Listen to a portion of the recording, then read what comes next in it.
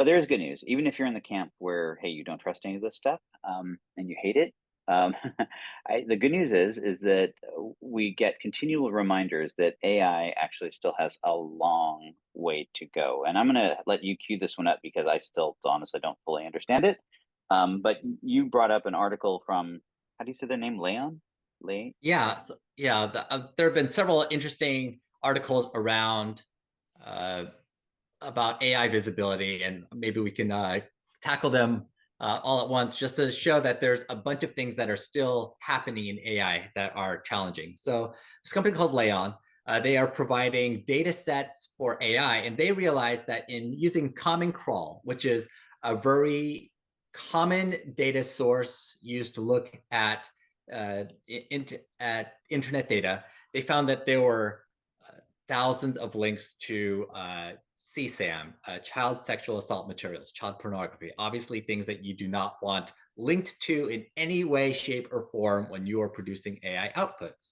So they had to go back into their data set and basically find all of these links and clean them up. That was the right thing to do. And then they republished this data set with the cleaned version. So the question is whether all of these other AIs that we are looking at that may not be open source and may not have visibility have done that similar level of cleaning, or if they're hoping that this just won't come out at the end of the day.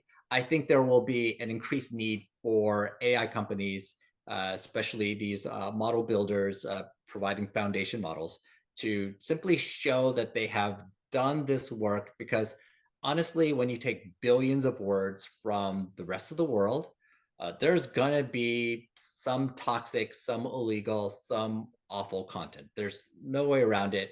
The real question is whether you're able to find it and clean it out and provide some sort of certificate or guarantee or documentation that can show what that is. So I think that standard is going to be an interesting next step for AI, because we're really struggling with governance. And if AI companies don't want the government to make these definitions, we have to figure out some other way to provide these validations to the end user world.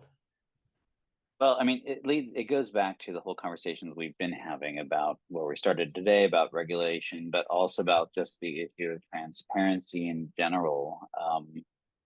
And how do you create that and create that exposure? Because I think what I think is clear is any way we cut this, there's going to be this need and desire, certainly from a political standpoint, of holding people accountable when an 8-year-old does ask some AI for something and gets back one of these links, right? There's going to be these expectations. I think there's